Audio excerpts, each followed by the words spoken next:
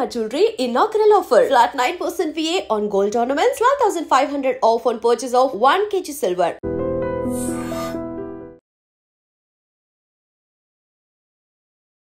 ఈ శ్వాస సంబంధిత సమస్యలు, ఊపిరి ఆడకపోవడం అనే సమస్య అసలు ఎందుకు ఉంటుంది? అంటే శ్వాసే జీవితం. శ్వాసించలేకపోవడం నిజంగా శాపం. ఆహారం లేకపోతే మనం కొన్ని రోజులు ఉండొచ్చు, నీళ్లు లేకపోతే కొన్ని గంటలు ఉండొచ్చు, బట్ గాలి లేకపోతే, గాలిని అడ్డుకునేటటువంటి ఈ శ్వాస సమస్య ఏదైతే ఉందో అలర్జీ, ఆస్తమా అంటాం. దీనివల్ల ప్రపంచవ్యాప్తంగా దాదాపు ఈ కళ్ళకి ఎలర్జీ అసలు దేని వల్ల వస్తుంది డాక్టర్ గారు? డస్ట్ పడ్డా రావచ్చు కొంతమందికి పోలెన్ ఎలర్జీ వల్ల కూడా ఉంటుంది. ఇప్పుడు చెప్పిన ఏదైనా అన్ని దేని వల్లనైనా ఏది పడ్డా కూడా ఆ ఎలర్జీ అనేది కళ్ళల్లో అలర్జిక్ కంజంక్టివైటిస్ అంటాము. అసలు వాళ్ళకి ట్రీట్మెంట్ అనేది ఎట్లా స్టార్ట్ చేస్తారు? వాళ్ళకి దీని వల్ల ఎలర్జీ వస్తుందని ఎలా డిటెక్ట్ చేస్తాం? వీలు ఉబ్బుతుంది అనమాట, బటన్ లాగా ఉబ్బుతుంది మనకి. దాన్ని బట్టి ఓహో డస్ట్ ఎలర్జీ ఉందని చెప్పొచ్చు. ఇది కొంతమందికి చాలా పెద్దగా ఉంటుంది, 10 mm 20 mm కూడా ఉంటుంది. ఇంత పెద్ద బెందు అవుతుంది అనమాట. దీన్ని బట్టి మనకు ఈయనకి ఎలర్జీ ఉంది. పిల్లలు వాళ్ళు ఊపిరి సరిగా తీసుకుంటున్నారా లేదా, వాళ్ళు శ్వాస బాగుందా లేదా అనేది ఇప్పుడు నిద్రపోతున్నప్పుడు ఏమైనా చిన్న తేడాలు, మార్పులు ఏమైనా గమనిస్తామా? కొంతమంది తల్లిదండ్రులు వచ్చి ఏడుస్తారు తెలుసా నా దగ్గర. సార్ వీడు నిద్రపోతుంటే వాడికి బదులు ఊపిరి నేను తీస్తే బాగుండు అనిపిస్తుంది సార్. వాడు కొట్టుకుంటాడు సార్, 360 డిగ్రీలు తిరుగుతాడు బెడ్లో. Welcome to iDream media. So జనరల్గా అలర్జీ, ఆస్తమా ప్రాబ్లమ్స్ ఇబ్బంది పెడుతూ ఉంటాయి. చిన్నపిల్లల నుంచి కూడా ఈ ప్రాబ్లమ్స్ అనేవి ఉంటూ ఉంటాయి.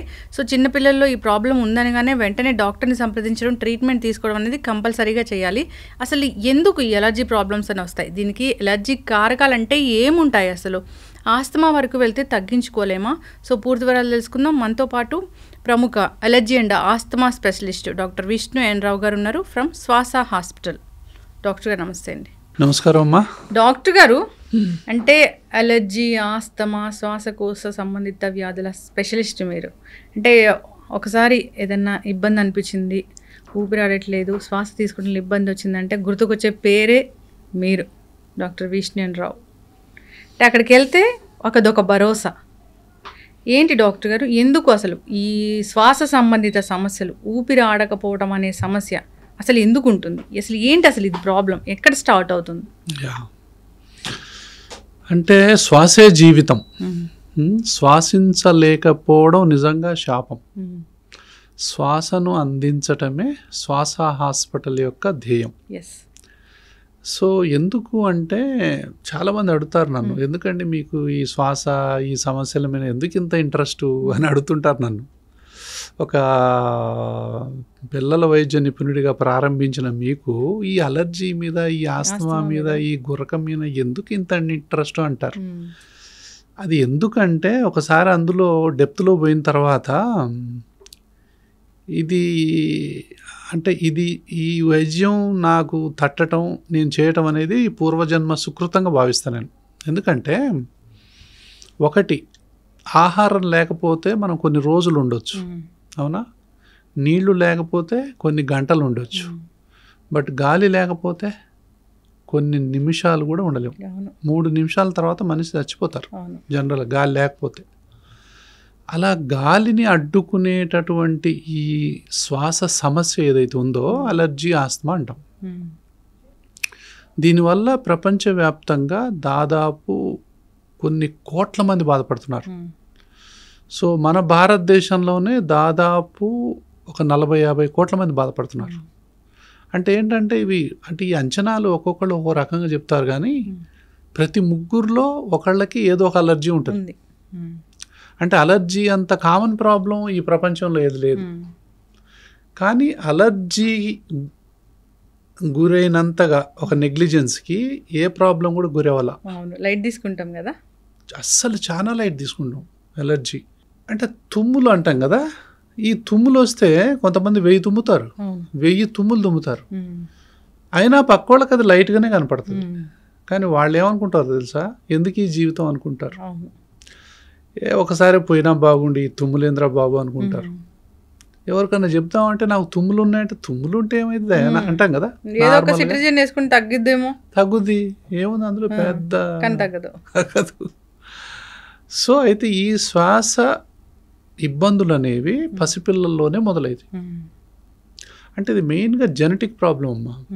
అంటే వంశపారంపర్యంగా సంక్రమించే అతి ముఖ్యమైనటువంటి వ్యాధుల్లో ఈ అలర్జీ ఆస్తమా అనేది ఒకటి. అంటే తల్లిదండ్రుల్లో ఎవరికో ఒకళ్ళకి అలర్జీ కానీ ఆస్తమా కానీ ఉన్నట్లయితే పిల్లల్లో వచ్చే అవకాశాలు ఉంటాయి. వస్తుందో ఏమో అని వీళ్ళు ప్రెగ్నెన్సీతో ఉన్నప్పటి నుంచే భయపడుతూనే ఉంటారు.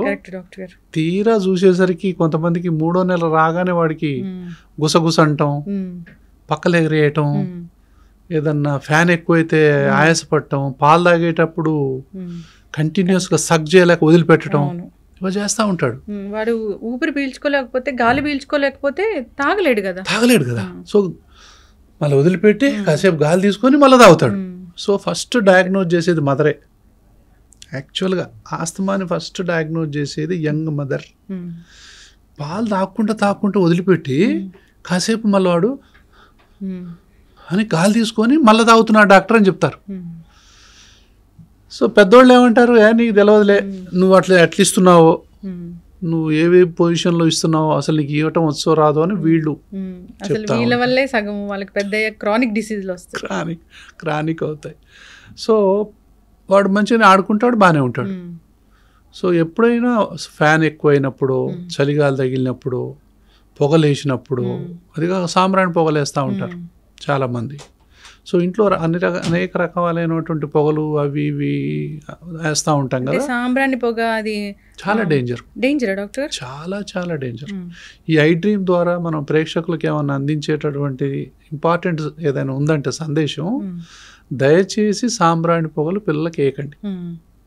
ఖచ్చితంగా వేయాలి, రిచువల్స్ లో ఉంది. ఏమీ లేదు, అనవసరంగా ఊపిరితిత్తుల్ని మూసేస్తాయి. సో మూసేసిన తర్వాత వాళ్ళు నరకం చూస్తారు. తర్వాత అగరబత్తీలు కూడా అంతే. సో ఈ అగరబత్తీలు అనగానే మనకు ఒక లాంటి సెంటిమెంట్ ఉంటుంది, భక్తి అవన్నీ ఉంటాయి. బట్ ఆరోగ్యం అనేది కనుక మనం తీసుకున్నప్పుడు వాటిని భక్తి అవి అన్నీ మనం కాదనలేని, ఇది మనం చేసుకోవాల్సిందే, అన్నీ ఆచరించాల్సిందే. అయితే ఏంటంటే అగరబత్తీలు నిజంగా వెలిగించాల్సి వచ్చినప్పుడు బయట వెలిగించుకోవాలి. ఇంటి బయట దేవుడి దగ్గర ఏదైతే చేసుకుంటారో మంచిగా చేసుకొని వెంటనే బయట తులసి మొక్క దగ్గర పెట్టుకోమని చెప్తుంటాను నేను. జనరల్గా 1 or 2 వెలిగిస్తే సరిపోద్ది అన్నట్టుగా చెప్తుంటాను. కొంతమంది 10-20 వెలిగించే వాళ్ళు కూడా ఉన్నారు. సో దానివల్ల ఆ ఇంట్లో అలర్జీ ఆస్మా చిన్నపిల్లలు ఉంటే మాత్రం చాలా ఇబ్బందులు పడతారు. వాళ్ళ ఊపిరితిత్తులు మూసుకొని పోయి ఇంకా మనం చేస్తున్నట్లే అన్నట్టే అవుతుంది అనమాట. సో అది పిల్లల్లో మొదలవుద్ది అనమాట. అసలు అవేర్నెస్ లేదు డాక్టర్ గారు. ధూప్ స్టిక్స్ కానీ, ఇన్సెన్స్ కానీ, ఇలాంటివి పర్ఫ్యూమ్స్ అండి. పర్ఫ్యూమ్స్ వాడితే అసలు విపరీతమైన ఆస్తమా వస్తుంది పిల్లలకి. పర్ఫ్యూమ్స్ ఇంట్లో చిన్న పిల్లలకు, LKG పిల్లలకు పర్ఫ్యూమ్స్ కొట్టి పంపుతున్నారు. పర్ఫ్యూమ్ కొట్టుకునే వాళ్ళు కనపడట్లే నాకు. ఎంత డేంజరో. Perfume is equal to poison. సాంబ్రాణి పొగ అంటే, మీరు సాంబ్రాణి పొగ గురించి మనం ఇంకా చెప్పుకోవాలి. షాపుల్లో వేస్తుంటారు. పెద్దగా వస్తుంది, ఇట్లా పెట్టి షాపులో వేస్తుంటారు. ఈవిల్ స్పిరిట్స్ పోవాలని. సో అన్నీ వేస్తుంటారు. సో కొంతమంది వీళ్ళకి తెలుసో తెలియదో కానీ ఆ షాప్లోకి రావాలనుకున్న వాళ్ళు కూడా ఈ పొగ ఉందని చెప్పి రాకుండా పోయిన వాళ్ళు కూడా ఉంటారు. హోటల్స్లో వేస్తూ ఉంటారు. ఎక్కడ పెడితే అక్కడ ఈ సాంబ్రాణి పొగలు వేస్తూ ఉంటారు. కానీ వీళ్ళకి ఏంటంటే 100 మందిలో 10-15 మంది దీనివల్ల ఎంత బాధపడతారో వాళ్ళ దృష్టికి అందదు. బేసికలీ అవేర్నెస్ లేదు డాక్టర్. అవేర్నెస్ లేదు, అస్సలు లేదు.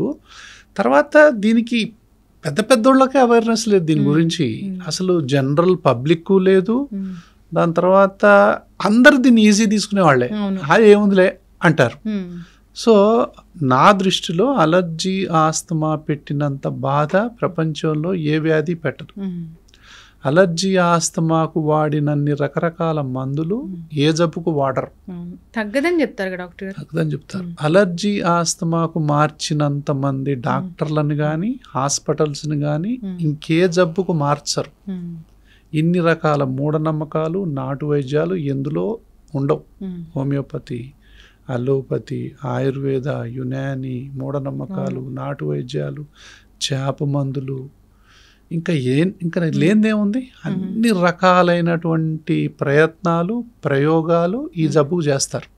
ఆస్తమా, ఉబ్బసం ఒకటేనా? అంతా ఒకటే.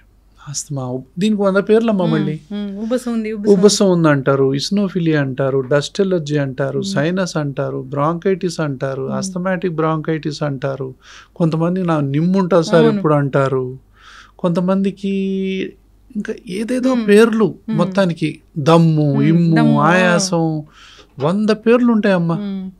ఈ పేర్లను బట్టి సగం కన్ఫ్యూజన్, మళ్ళీ పేర్లను బట్టి సగం కన్ఫ్యూజన్. ఈ కన్ఫ్యూజన్ అంతా పోకుండా పోవాలంటే, అలర్జీ అంటే సింపుల్గా డిఫైన్ చేయాలంటే ఏదో ఒకటి పడకపోవడం.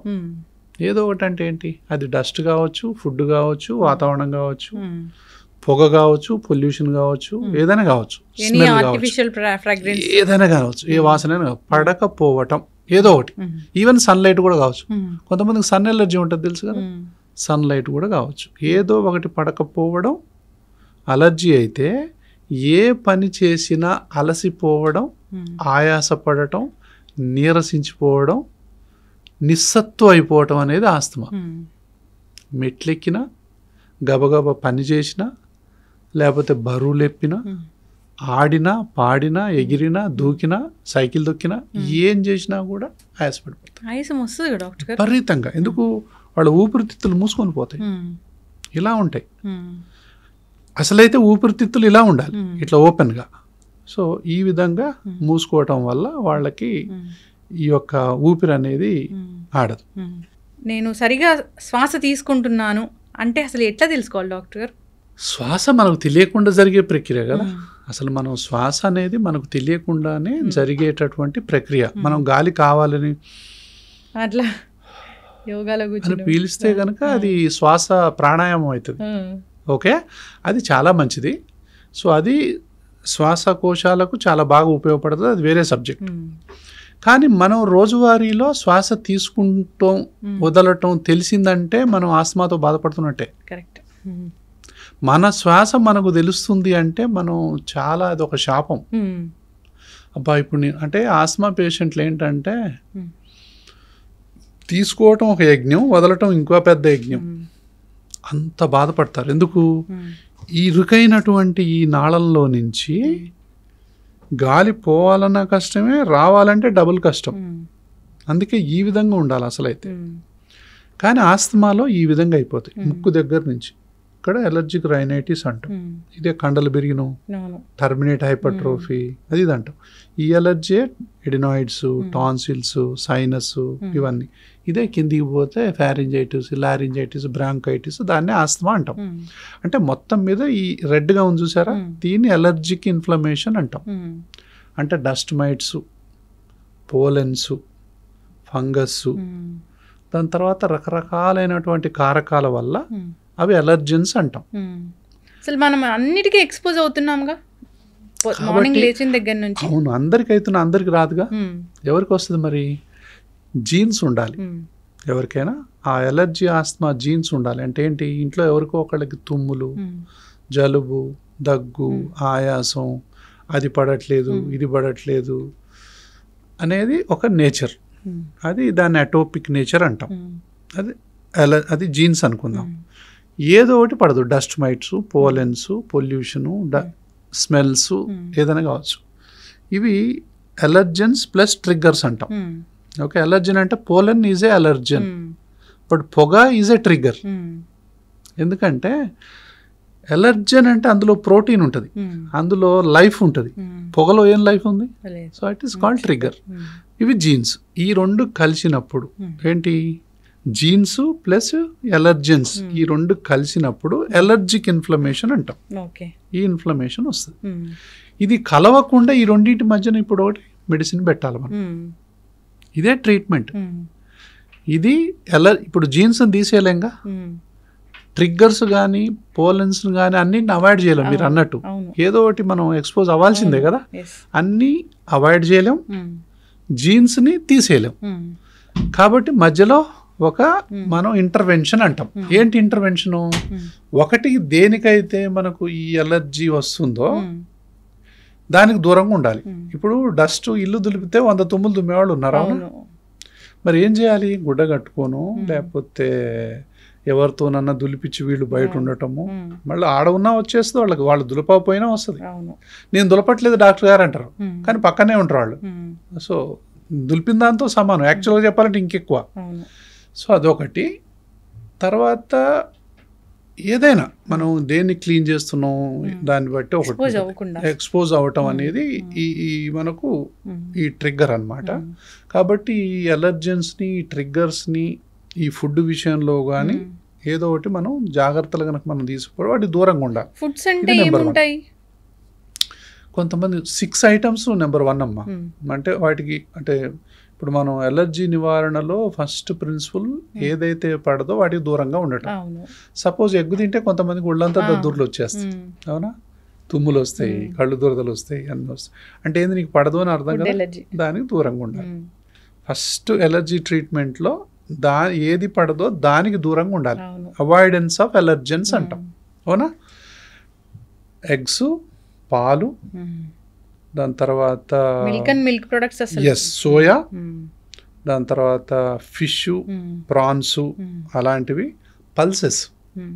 సో పప్పు ధాన్యాలు పడవు. కొంతమంది ఒక్క పెసర గింజ తింటే విపరీతమైన ఆస్మా వచ్చేవాళ్ళు ఉన్నారు, మొత్తం బాడీ అంతా ఎలర్జీ వచ్చేవాళ్ళు ఉన్నారు. సో అట్లా పల్సెస్. కొంతమందికి ఉలవలు పడవు, కొంతమందికి రకరకాలు, కొంతమంది నువ్వులు పడవు. చిన్న నువ్వు గింజ ఎంత ఉంటుంది, ఒక్కటి తిన్నా కూడా వాళ్ళకి ఎలర్జీ వచ్చేవాళ్ళు ఉన్నారు. దీన్ని బట్టి ఒకసారి పల్లీలు పడవు చాలా మందికి. పల్లీలు ఎక్కువగా చెప్తుంటారు బాగా. అంటే పల్లీకి ఇప్పుడు ఏంటంటే ఇమ్యూనోథెరపీ కూడా వస్తుంది.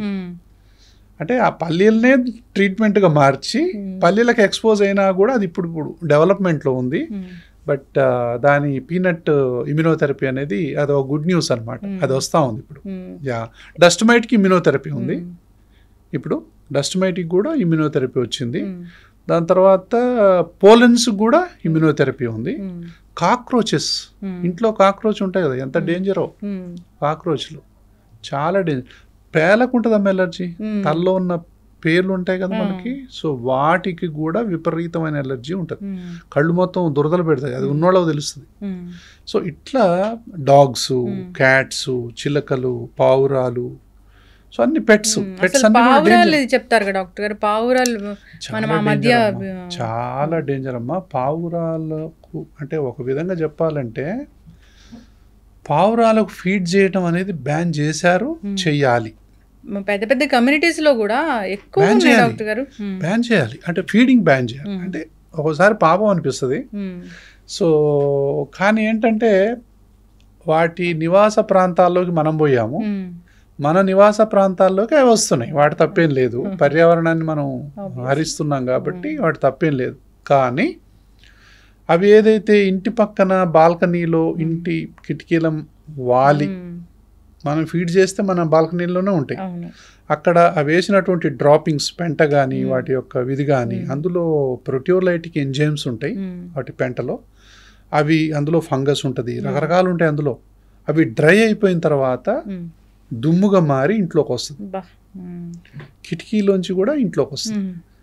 అది పీల్చిన తర్వాత ఉంటుందమ్మా ఇర్రివర్సిబుల్ లంగ్ డిసీజ్ అంటాం, ILDs అంటే పిజియన్స్ లంగ్ డిసీజ్ అని.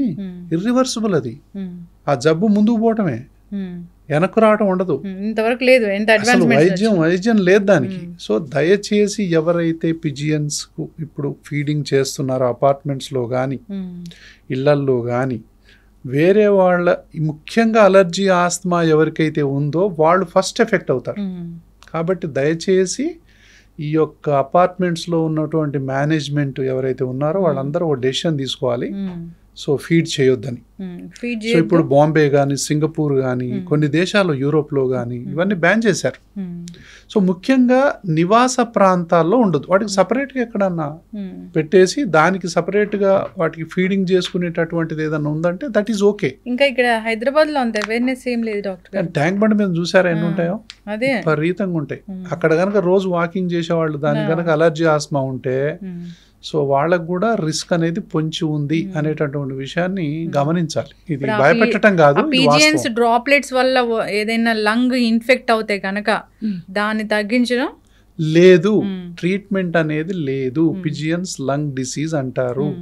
కాబట్టి పావురాలని ఫీడ్ చేయటం అనేది సాధ్యమైనంత వరకు ఇళ్లల్లో తగ్గించాలి. తర్వాత పైన మీరు వేస్తారు, పైకి పోయి వేసిన తర్వాత వచ్చి గోళ్లల్లోనే నివాసం ఉంటాయి. అందుకే సో కబూతర్ జాలి అని వస్తుంది. సో ఆ జాలీలు పెట్టుకోవాలి కంపల్సరిగా. అవి వాలటానికి ముఖ్యంగా ఎవరికైతే అలర్జీ ఆస్మా ఉంటుందో, ఇది లేడీస్లో ఎక్కువ అవుతుందమ్మా.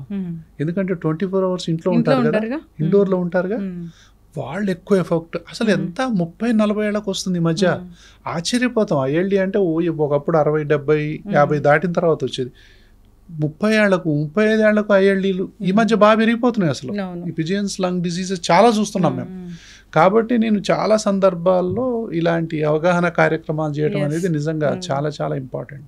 చక్కగా చెప్పారు డాక్టర్ గారు. ఎలర్జీ అసలు ఎలర్జీకి ఇది కాదు అంటే ఏది ఉండదు, ప్రతి దాని వల్ల కూడా ఎలర్జీ అనేది వస్తుంది. సో మీరు ఇంతకుముందు మాట్లాడుతున్నప్పుడు చెప్పారు ప్రతి ఆర్గానిక్ కూడా ఎలర్జీ అనేది వస్తుంది అని. సో కళ్ళలో ఎలర్జీ రావడం అంటే ఇంకా అది తగ్గించలేదుగా చెప్తుంటారు. ఈ కళ్ళకి ఎలర్జీ అసలు దేని వల్ల వస్తుంది డాక్టర్ గారు? దేనివల్లనేనమ్మా, సో కొంతమందికి ఏంటంటే డస్ట్ పడ్డా రావచ్చు, కొంతమందికి పోలెన్ ఎలర్జీ వల్ల కూడా ఉంటుంది. ఇప్పుడు చెప్పిన ఏదైనా అన్ని దేని వల్లనైనా ఏది పడ్డా కూడా ఆ ఎలర్జీ అనేది కళ్ళల్లో అలర్జిక్ కంజంక్టివైటిస్ అంటాము. ఎంత ఎలర్జీ, కాస్మెటిక్స్ వల్ల ఎలర్జీ వస్తుంది చాలా మందికి. తగ్గదు డాక్టర్ గారు, ఎంతకు తగ్గదు. ఎంత ఎలర్జీనో. కొంతమంది ఏం చెప్తారు తెలుసా, కళ్ళల్లో ఎలర్జీ ఉంటే డాక్టర్ గారు ఈ కళ్ళు పీకి రిన్స్ సబ్బుతో బాగా కడిగి మళ్ళీ ఇందులో పెట్టుకోవాలనిపిస్తుంది. ఎంత బాధపడుతున్నారో, బాధ ఉండాలి. ఆఫ్థమాలజిస్ట్ దగ్గరికి వెళ్తారు, డ్రాప్స్ ఇస్తారు, ఏముంటుంది. యాంటీ అలర్జిక్ ట్రీట్మెంట్ ఉంది ఇప్పుడు వాటికి బ్రహ్మాండంగా. సో అన్ని అలర్జీలకు కూడా ఇప్పుడు మన దగ్గర ట్రీట్మెంట్ ఉంది. అంటే ఎట్లా డాక్టర్ గారు, ఒక పేషెంట్ వచ్చారు, వాళ్ళకి ఏదో ఎలర్జీ ఉంది అన్నప్పుడు అసలు వాళ్ళకి ట్రీట్మెంట్ అనేది ఎట్లా స్టార్ట్ చేస్తారు? వాళ్ళకి దీని వల్ల ఎలర్జీ వస్తుందని ఎలా డిటెక్ట్ చేస్తాము? ఎగ్జాక్ట్లీ, అలర్జన్ స్పెసిఫిక్ టెస్టింగ్ ఉంది ఇప్పుడు. అలర్జన్ టెస్టింగ్ అంటాం. అంటే ఏంటి, డస్ట్ ఇప్పుడు ఇక్కడ స్కిన్ ప్రిక్ టెస్ట్ అని ఉంటుంది. ఇందులో ఇక్కడ ఒక 15-20 టెస్టులు చేయొచ్చు, ఇక్కడ ఒక 15-20 టెస్టులు చేయొచ్చు. ఇది స్కిన్ ప్రిక్ టెస్ట్ ద్వారా ఏమేంటి, డస్ట్ అనుమానం ఉంది, డస్ట్ మైట్, పోలెన్స్, తర్వాత కాక్రోచ్, తర్వాత క్యాట్, డాగ్, అవి ఇవి అన్ని ఒక్కొక్క డ్రాప్, చిన్న డ్రాప్లు వేసి దాంట్లో నుంచి చిన్నగా ఒక పిన్ను ద్వారా ఇట్లా గుచ్చినట్టు చేస్తే ఈ డ్రాప్ అనేది మన స్కిన్లోకి వెళ్తుంది. కొంచెం మైక్రో మిల్లీమీటర్స్లో వెళ్తుంది. అది లోపల యాంటీబాడీస్ ఉంటాయి డస్ట్ కనుక మనకు ఉంటే. ఇది అలర్జన్, అది యాంటీబాడీ, రెండు కలిసి ఒక వీల్ తయారవుతుంది. వీల్ అంటే మనం దాదాపు ఒక మన చింతపండు గింజ అంతా సైజుని బట్టి పెద్దగా వీలు ఉబ్బుతుంది అనమాట, బటన్ లాగా ఉబ్బుతుంది మనకి. దాన్ని బట్టి ఓహో డస్ట్ ఎలర్జీ ఉందని చెప్పొచ్చు. ఇది కొంతమందికి చాలా పెద్దగా ఉంటుంది, 10 mm 20 mm కూడా ఉంటుంది. ఇంత పెద్ద బెందు అవుతుంది అనమాట. దీన్ని బట్టి మనకు ఈయనకి ఎలర్జీ ఉంది. అలాగే కాకుండా ఒక బ్లడ్ ఇంత చిన్న శాంపుల్ తీస్తే, సో ఆ శాంపుల్ ద్వారా మన బాడీలో 200-300 ఎలర్జెన్స్ని కూడా మనం ఐడెంటిఫై చేయొచ్చు. దేనికి ఎలర్జీ ఉందో కూడా తెలుసుకోవచ్చు. కానీ అతి ముఖ్యమైనది డస్టే. డస్ట్కి గనక నిజంగానే అంటే ఎలర్జీ ప్యానెల్స్ అంటాం. సో ఎప్పుడైతే ఈ ఎలర్జెన్స్ మనకు ముఖ్య కారణం అని తెలుస్తుందో, దేనివల్ల వస్తుందో తెలుస్తుందో, దానికి మనం ఇమ్యునోథెరపీ ఇవ్వచ్చు. డస్ట్ మైట్ స్పెసిఫిక్ ఇమ్యునోథెరపీ అంటే ఎలర్జన్ స్పెసిఫిక్ ఇమ్యునోథెరపీ అంటాం. అంటే ఏంటి, ఇప్పుడు డస్ట్ మైట్ ఉంది, ఇంత పెద్దగా ఉబ్బింది, బ్లడ్లో కూడా బాగా దాని లెవెల్స్ చాలా ఉన్నాయి అనుకుందాం. అప్పుడు ఏం చేస్తారు, ఈ డస్ట్ మైట్నే ఒక ఇంజెక్షన్కి కానీ, ఒక డ్రాప్స్కి కానీ, ఒక ట్యాబ్లెట్లకు కానీ దాన్ని మారుస్తారు. దాన్ని డ్రాప్స్ అయితే నోటి సబ్లింగ్వల్ ఇమ్యునోథెరపీ అంటాం, ఇంజెక్షన్ అయితే ఇక్కడ వేస్తారు. ట్యాబ్లెట్ ఇప్పుడు కొత్తగా ట్యాబ్లెట్లు వచ్చాయి. సో డస్ట్ మైట్ స్పెసిఫిక్ ఇమ్యునోథెరపీలో ట్యాబ్లెట్ని మనం 1 year 2 years వాడినామనుకో, నిజంగా డస్ట్ వచ్చినా కూడా ఏం కాదు. సో డస్ట్ మైట్కి ఇమ్యూనోథెరపీ వచ్చింది, పోలెన్స్కి ఇమ్యూనోథెరపీ వచ్చింది, ఇప్పుడే చెప్పుకున్నాం కదా పల్లీలకి, పీనట్స్ కూడా, వేరుశనగకు కూడా ఇమ్యూనోథెరపీ అనేది ఇప్పుడు వస్తూ ఉంది. తర్వాత ఇవి కాకుండా బయోలాజిక్స్ అంటాం. ఇప్పుడు సపోజ్ కొంతమంది పిల్లలకు ఏం పడవమ్మా అసలు, వాళ్లకు యాంటీ IgE ఇంజెక్షన్స్ వచ్చాయి. అవి గనక ఇస్తే ఆ ఎలర్జీ నేచర్ అనేది తగ్గిపోతుంది. సో వీళ్ళల్లో డస్ట్ మైట్ గనక మనం ఉంది అంటే చిన్నపిల్లల నుంచే డ్రాప్స్ వేయచ్చు. 1 year 2 years పిల్లల నుంచి కూడా డ్రాప్స్ వేస్తే ఎలర్జీ అనేటటువంటి ప్రక్రియకు మనం పాఠాలు చెప్తున్నట్టు. అంటే we're teaching tolerance to the immune system. ఎగిరెగిరి పడొద్దు, డస్ట్ చూడగానే ఎగిరి పడొద్దు, తర్వాత పోలెన్ చూడగానే ఎగిరిపడొద్దు, పల్లీలు తినగానే ఎగిరెగిరి పడొద్దు, కొంచెం శాంతి అని టాలరెన్స్ నేర్పుతుంటాం అనమాట. సో ఇట్లా గ్రేడెడ్ ఎక్స్పోజర్ ద్వారా. కాబట్టి ఏంటంటే నిజమైనటువంటి అది వచ్చినా కూడా ఇంకేం కాదు. సో ఎలర్జెన్స్ని మీరు అన్నట్టు డిఫరెంట్ ఎలర్జీ ప్యానల్స్ ద్వారా మనం ఎలర్జెన్స్ దేనివల్ల వస్తుందో తెలుసుకోవటం, తెలుసుకున్న తర్వాత దానికి స్పెసిఫిక్ ఎలర్జన్ ఇమ్యూనోథెరపీ ఇవ్వటం. అసలు అందరు చేయించుకోవాలి. డిసీజ్ని మాడిఫై చేయొచ్చు, డిసీజ్నే మాడిఫై చేయొచ్చు, లేకపోతే జీవితం నరకం ఉంటుంది కదా. 100 తుమ్ముల చొప్పున 20-30 ఏళ్ళ తుమ్మినోళ్ళని చూశాను నేను. అవును డాక్టర్ గారు, నాకు తెలుసు చాలా మంది పేషెంట్స్ కూడా తుమ్ముతూనే ఉంటారు. చాలా మంది కూడా ఇప్పుడు నేను ఎప్పటి నుంచో మీరు తెలుసు నాకు చాలా మందికి నేను పంపించడం కూడా జరిగింది. ఈ తుమ్ముల వల్ల కేవలం యంగ్ మేల్ 25 years ఉన్నాయేమో అంతే, తుమ్ములు విపరీతమైన తుమ్ములు. దీనివల్ల పెళ్ళిళ్ళు చేసుకోరమ్మా, వెనకడిగేస్తారు, ఫ్యామిలీ లైఫ్ డిస్టర్బ్ అయింది, దాని తర్వాత వాళ్ళకి ఆనందం ఉండదు, ఏదో పోస్ట్ పోన్ అన్నా చేస్తారు, ఏదున్నా కూడా అవాయిడ్ అన్నా చేస్తారు. ఎందుకంటే ఏటో ఇప్పుడు భార్యాభర్తలు సినిమా పోదాం అనుకుంటారు, ఏసీలు గీసీలు ఆడది ఇది ఉంటే ఇంకేం పోతారులే అంటారు, ఏదైనా టూర్కి పోదాం అనుకుంటారు. అది పిల్లలకున్నా భార్యాభర్తలో ఎవరికున్నా వాళ్ళ ఆనందానికి ఇది అడ్డుగోడ అవుతుంది. ఇది అంటే కంటాజియస్ డాక్టర్ గారు? లేదు, జీన్స్ వల్ల. ఇప్పుడు తల్లికి ఎలర్జీ, తుమ్ములు ఉన్నాయి, జలుబు ఉంది, దగ్గు, ఆయాసం ఉంది, ఒక అమ్మాయికి ఉందనుకుందాం, వాళ్ళ తల్లిదండ్రుల్లో వాళ్ళ అమ్మకో వాళ్ళ నాన్నకో ఉందనుకుందాం, ఈ అమ్మాయికి పుట్టబోయే బిడ్డల్లో వచ్చే ఛాన్సెస్ ఉంటాయి. అటువైపు అబ్బాయికి కూడా ఎవరికైనా తుమ్ములు, సైనస్, జలుబు, దగ్గు, ఈ కళ్ళ దురదలు, ఒళ్ళు దురదలు, ఈ ఆస్తమా ఇవన్నీ ఉన్నాయనుకో, పుట్టబోయే పిల్లలకు వచ్చే అవకాశాలు ఉంటాయి. అందుకే నేనేం చెప్తానంటే పిల్లలు పుట్టగానే మీరు ఏం చేయాలంటే ఫస్ట్ అసలు మీ ఇద్దరిలో ఎవరికి ఎలర్జీ ఉంది చూడాలి. మాటికి జలుబు చేయటం, దగ్గు రావటం, తెమడ రావటం, వైరల్ ఇన్ఫెక్షన్లని యాంటీబయాటిక్స్ వాడుతూ ఉంటారు, హాస్పిటల్ చుట్టూ తిరుగుతూ ఉంటారు, ఎన్ని హాస్పిటల్లో తిరిగినా తగ్గదు. ఎంత విసిగి వేసారిపోతారంటే సంవత్సరంలో 5 నుంచి 10 సార్లు అడ్మిట్ అయిన వాళ్ళని చూశాను. 15 రోజులకోసారి అడ్మిట్ అవుతుంటారు పోయి. అంటే ఏంటి ఇలా మూసుకొని ఉంటే ఇలా చేయరు, ఏదో కట్లిపుతారు అంతే తాత్కాలికంగా, మళ్ళీ మూసుకుంటాయి. ఇలా చేస్తే అసలు హాస్పిటల్లో అడ్మిట్ అవ్వాల్సిన క్వశ్చనే రాదు. కరెక్ట్గా గనక మనం అసలు సిసలైనటువంటి శాస్త్రీయ వైద్యాన్ని అది పసిపిల్లలకైనా, స్కూల్ పిల్లలకైనా, టీన్స్ అయినా, ఎవరికైనా గనక ఇస్తే అసలు మాటికి హాస్పిటల్కి పోవద్దు, మాటికి హాస్పిటల్కి అడ్మిట్ అవ్వద్దు, మాటికి యాంటీబయాటిక్స్ వాడాల్సిన అవసరం రావద్దు, తర్వాత వాళ్ళ నిద్ర డిస్టర్బ్ అవ్వద్దు, వాళ్ళ ఆటపాటలకు డిస్టర్బెన్స్ ఉండొద్దు, వాళ్ళ గ్రోత్ కూడా డిస్టర్బ్ అవ్వద్దు. ఇంకోటి తెలుసా మీకు, గ్రోత్ ఆగిపోతారు పిల్లలు. అలర్జీ, ఆస్తమా వల్ల చిన్నపిల్లలు వాళ్ళకి 25 ఏళ్ళు వచ్చినా కూడా మనం 10వ తరగతి చదువుతున్నాడంటే నమ్ముతాం. ఎందుకు? అలర్జీ, ఆస్తమా అనేది ఎదిగే మొక్క మీద బరువు పెట్టడంతో సమానం, లేదా ఎదిగే మొక్కని తాళ్లతోని కట్టినట్టు. ఇప్పుడు పిల్లలు వాళ్ళు ఊపిరి సరిగా తీసుకుంటున్నారా లేదా, వాళ్ళ శ్వాస బాగుందా లేదా అనేది మనం గమనించాలి డాక్టర్ గారు. ఇప్పుడు నిద్రపోతున్నప్పుడు ఏమైనా చిన్న తేడాలు, మార్పులు ఏమైనా గమనిస్తామా? ఎగ్జాక్ట్లీ, చాలా మంచి ప్రశ్న అమ్మా. అంటే పిల్లలు నిద్రపోతుంటే మనకు చూడబుద్ధి అవ్వాలా, దాని మీద ఒక పాట కూడా పడతారు, ఎంత బాగా నిద్రపోతున్నారో అని కదా. అంటే అంత ఆనందం అనిపించాల తల్లికి, తన పిల్లలు నిద్రపోయేటటువంటి ఆ తీరును చూసి ఎంత ఆనందపడతారో, ఎంత హాయిగా నిద్రపోతున్నాడు వీడు, కనీసం అటు ఇటు కదలకుండా నిద్రపోతున్నాడు. అది అద్భుతమైనటువంటి నిద్ర. కొంతమంది తల్లిదండ్రులు వచ్చి ఏడుస్తారు తెలుసా నా దగ్గర, సార్ వీడు నిద్రపోతుంటే వాడికి బదులు ఊపిరి నేను తీస్తే బాగుండు అనిపిస్తుంది సార్. కష్టంగా తీసుకుంటారు. వాడి ఊపిరి నేను తీస్తే బాగుండు, ఆ ఛాయిస్ ఉంటే నేను తీస్తా వాడి బదులు ఊపిరి. వాడు కొట్టుకుంటాడు సార్, 360 డిగ్రీలు తిరుగుతాడు బెడ్లో అంటుంటాడు. ఏదో ఇటు కూర్చుంటాడు, అటు తిరుగుతాడు, ఇటు తిరుగుతాడు, అటు దంతాడు, ఇటు దంతాడు. వాడి బాధ చూడలేకపోతున్నాం సార్ అంటారు. వీళ్ళందరూ ఎవరైతే ఇట్లా బాధపడుతున్నారో ఆ పిల్లలు నరకాన్ని అనుభవిస్తున్నట్టు, ఆ తల్లిదండ్రులు కూడా నరకాన్ని అనుభవిస్తున్నట్టు, వాళ్ళ ముక్కులు కానీ లంగ్స్ కానీ ఈ విధంగా మూసుకున్నట్టు, వాళ్ళకు ఎడినాయిడ్స్ కానీ టాన్సిల్స్ కానీ సైనస్ కానీ ఆస్తమా కానీ ఉండొచ్చు. వాళ్లకు ఎంత తొందరగా మనం వైద్యం చేస్తే అంత మంచిది.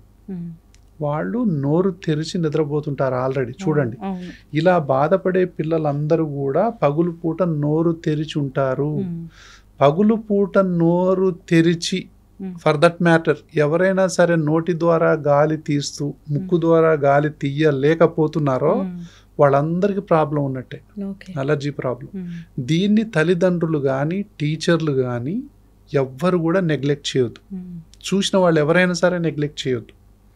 ఎందుకంటే నోరు తెరిచి గాలి తీయటం వల్ల అది ఒక 30 జబ్బులకు దారితీస్తుంది. ఫస్ట్ పళ్ళెత్తు అయితే అని చెప్పాము, పెదాలన్నీ ఉబ్బుతాయి. పళ్ళెత్తు అందరి పిల్లలకు చాలా అంటే వాళ్ళకి అలర్జీ ఉందా చూడాలి. అంటే ఇలాంటి వాళ్ళలో నేను ఏం చెప్తాను, పళ్ళెత్తున్నాయి, మూతి ఇట్లా ముందుకుంటుంది తెలుసా, ముఖం అంతా ఎంత అందంగా ఉంటుందో ఈ మూతి కాడికి వచ్చేసరికి ముందుకు వస్తుంది. అవునా? కొంతమంది ఫేసు ఇట్లా సెంటర్లో ఎవరో పెట్టి లాగినట్టు అయింది. ఇవన్నీ దీని అవలక్షణాలే, శ్వాస ఇబ్బందుల వల్ల. అంటే ముఖార బిందం అంటాం కదా, చెడిపోద్ది, చెడగొడతది ఎలర్జీ. కాబట్టి కొంతమంది కళ్ళ చుట్టూ నల్లగా ఉంటుంది, తర్వాత కొంతమందికి ఎన్నో ఉంటుంది, ఎన్నెన్నో బాధలు ఉంటాయి వాళ్ళకి. సో ఇవి తల్లిదండ్రులు గమనించాలి. వెంటనే నోరు తెరిచి నిద్రపోతున్నట్లయితే, వాళ్ళు గురకబెడుతున్నట్లయితే, నిద్రలో రకరకాల ఇబ్బందులకు గురవుతున్నట్టే, ఆ పొజిషన్స్ అన్ని అటు ఇటు తిరుగుతున్నట్లయితే కంపల్సరిగా వెంటనే సంప్రదించాలి. సంప్రదించి ఈ ప్రాబ్లం అందరికి అర్థం కాకపోతే దాని మీద అవగాహన ఉన్న డాక్టర్ని సంప్రదిస్తేనే వీళ్ళకు రిజల్ట్ వస్తుంది. లేకపోతే నోరు తెరిచి నిద్రపోతే ఏమైందమ్మా అంటారు కొంతమంది. ఏమవుతుంది? కామన్ కదా అంటారు. కామన్ కాదు, దయచేసి గుర్తుపెట్టుకోండి. నోరు తెరిచి నిద్రపోయే పిల్లల్ని డాక్టర్ వెంటనే ఐడెంటిఫై చేసి, ఈ పిల్లోడు నోటితో గాలి తీస్తున్నాడు కదమ్మా, ముక్కుతో గాలి తీయలేకపోతున్నాడు కదా, నైట్ పూట వీడు నోరు తెరిచి ఇబ్బంది పడుతున్నాడు కదా, నిద్ర సరిగా పోవట్లేదు కదా, బాగా ఊపిరి ఉక్కిరి బిక్కిరి అయిపోయి అటు ఇటు తిరుగుతున్నాడు కదా అని డాక్టర్ అడగలేదంటే వాళ్లకు దాని మీద అవగాహన లేనట్టు లెక్క. కాబట్టి వెంటనే ఆ ప్రశ్న రావాలి. సో ఇది ఎవరికి తెలుస్తుంది? దాని మీద డెప్త్ ఉండాలి. అప్పుడు ఆ పిల్లలకు అద్భుతమైన జీవితాన్ని ఇవ్వచ్చు. మనం వాళ్ళ ముఖం షేప్ మనం పాడవకుండా చూడొచ్చు, తల్లిదండ్రుల బాధలకు విముక్తి కలిగించవచ్చు. లేకపోతే ఎన్ని బాధలు పడతారమ్మా, ఎన్ని హాస్పిటల్స్ తిరుగుతారో పాపం. చిన్నపిల్లల్లో ముక్కులో కండ పెరిగితే ఎట్లా డాక్టర్ గారు? చిన్నపిల్లల్లో టర్బినేట్స్ ఎవరికైనా పెరగవచ్చు, సైనస్ ఎవరికైనా రావచ్చు, అలర్జీ ఉన్న వాళ్ళకి. ఎడినాయిడ్స్ ఉబ్బుతాయి, అవునా, టాన్సిల్స్ ఉబ్బుతాయి, అవునా, తీసేస్తారుగా ఈ కండలు. అది ఇక్కడ పాయింట్ ఏంటంటే 100 మందికి ఎలర్జీ ఉంది అనుకుందాం, వీళ్ళల్లో ఎడినైడ్స్ టాన్సిల్స్ ముక్కులో ఈ కండలు పెరగడం టర్బినేట్ హైపర్ట్రోఫీ సైనస్ అనేది కామన్గా వస్తాయి అవి బ్లాకేజ్ ద్వారా. ఇలాంటి వాళ్ళలో సపోజ్ చిన్నపిల్లలు 2 ఏళ్ళు 3 ఏళ్ళు ఉన్నాయి, ఇవన్నీ వచ్చాయి, నోరు తెరిచి నిద్రపోతున్నారు అనుకుందాం. అంటే తల్లిదండ్రులు వీళ్ళకు ఇటు సైడో అటు సైడో ఈ జలుబు దగ్గు తుమ్ములు ఆయాసం ఉంది అనుకుందాం. ఈ పిల్లలకు ఖచ్చితంగా ఎలర్జీ ఉన్నట్టే. వీళ్ళకి మనం వెంటనే ట్రీట్మెంట్ స్టార్ట్ చేయాలి. యాంటీ అలర్జిక్ ట్రీట్మెంట్ స్టార్ట్ చేయాలి, యాంటీ ఆస్తమా ట్రీట్మెంట్ స్టార్ట్ చేయాలి. కొంతమంది దగ్గి వాంతి చేస్తారు తెలుసా నైట్, అంటే వాళ్ళకి ఆస్తమా ఉన్నట్టే.